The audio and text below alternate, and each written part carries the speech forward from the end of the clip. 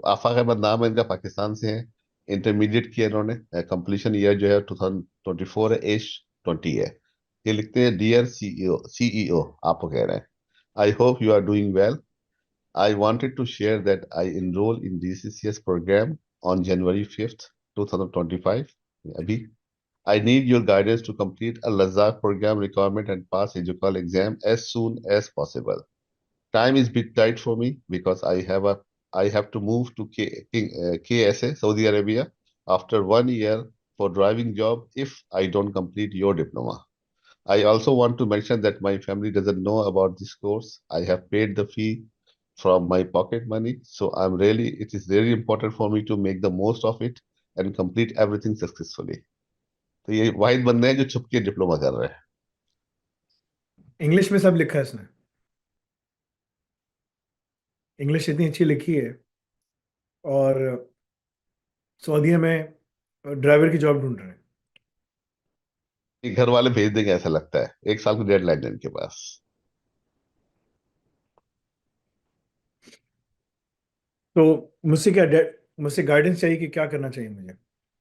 उनको गाइडेंस चाहिए कि 1 साल में किस तरह से ये अपने इस कोर्स का फायदा उठाए। डीसीसी ज्वाइन किया उन्होंने 1 जनवरी को, यानी अभी किया होगा। अल रज़ाक की रिक्वायरमेंट है कि आपको एजुकॉल का एग्ज़ाम पास करना है। एडमिशन ले लें, अल रज़ाक आपके लिए खुल जाएगा, एजुकॉल आपके लिए खुल जाएगा। तो अल रज़ाक का रास्ता एजुकॉल के एग्ज़ाम्स के साथ है, मुंसलिक है। अल रज़ाक हमने उसमें नहीं रखा, पेयरसन में हम रख नहीं सकते, क्योंकि पेयरसन ने कहा यार जो चीज़ मैं दे रहा हूँ, मैंने सिर्फ रास्ता बनाया हुआ है तमाम यूनिवर्सिटीज़ में तुम्हें आखिरी साल में बिठाने के लिए। तुम्हें दूसरे साल जाना है, HNC कर लो। पहले तीसरे साल आखिरी साल में जाना है, HND कर लो। ये सारे रास्ते मेरे बने हुए, मैंने इसे डील्स बना के रखी हैं तमाम यूनिवर्सिटीज़ के साथ। मैं तुम्हें वो ला के दे दूंगा। ठीक है, अगर तुम अपनी चीज़ डालोगे तो वो सारी जो डील्स है ना वो कैंसिल हो जाएंगी यूनिवर्सिटीज़ के साथ, फिर तुम अपने ऊपर हो। ठीक है ना, तो वो तुम कर नहीं सकते। हमने कहा ठीक है, सही, हमें नहीं करना। एजुकॉल में हमारे पास फ्लेक्सिबिलिटी है, हमने अपनी चीज़ें बनाई हैं, सब कुछ किया है। वो बनाए ही कोर्स जॉब मार्केट के हिसाब से। ठीक है ना, इसलिए जब हम उनको यूनिवर्सिटीज़ के पास लेके गए और जो हम बात कर रहे हैं, तो वो कह रहे हैं तुम बहुत अच्छा पढ़ा रहे हो, ये कर रहे हो, ये कर रहे हो, ये कर रहे हो, एकेडमिकली तुम्हें ये भी पढ़ाना चाहिए, ये भी पढ़ा। हमने कहा भाई, बच्चा जब मार्केट में पढ़ता है, तुम क्यों पढ़ाते, जॉब पे आ जाए ना। कह रहे हाँ। तो मैंने कहा तुम्हारे पढ़ने से तो जॉब नहीं हो रही, तुम्हारे पढ़ने से जॉब हो रही। कह रहे नहीं। मैंने कहा हमारे पढ़ने से जॉब हो रही। कह रहे हाँ। मैंने कहा इसका मतलब सही है ना।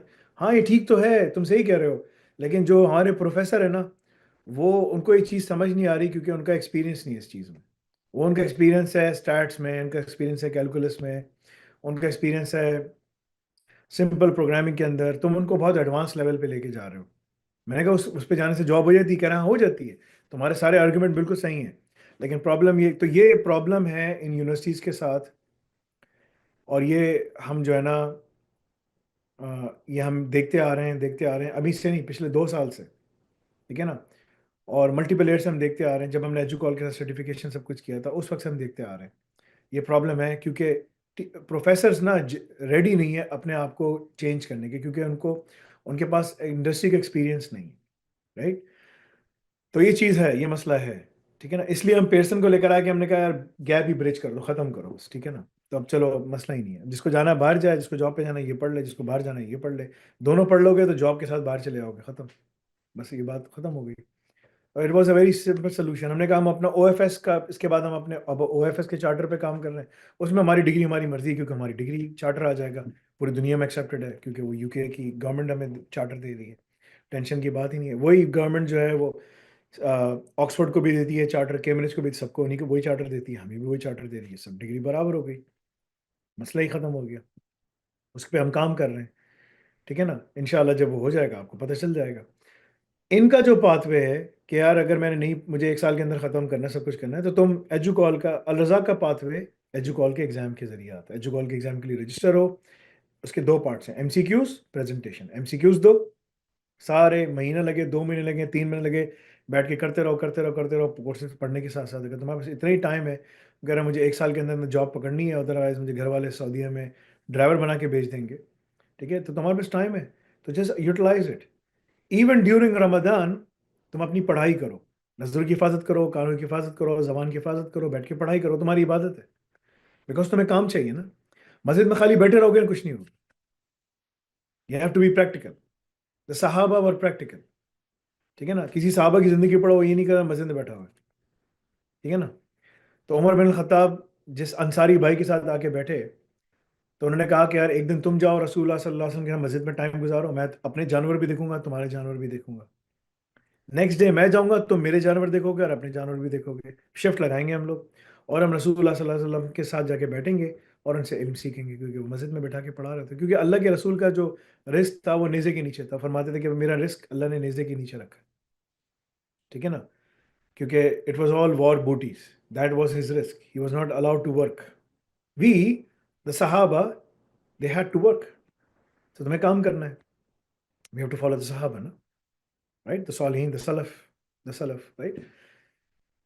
सो द बेस्ट ऑफ जनरेशन। तो उसके लिए तुम्हें मेहनत करनी है। तो तुम, अगर तुमने अल-रज़ाक के लिए रजिस्टर होना है और उसको प्रोग्राम को करना है, तो तुम एग्ज़ाम के लिए रजिस्टर होगे, एग्ज़ाम्स की तैयारी शुरू करोगे, कोर्सेज़ को करते-करते साथ में अल-रज़ाक की लैब्स पे काम शुरू कर दोगे। तुम्हें नज़र आना शुरू हो जाएंगी, तुम्हें मिल जाएंगी। ठीक है ना। There is nothing else to it. जाओ करो उसके ऊपर इंशाअल्लाह। May Allah make it easy for you and then you will be able to go through all the things.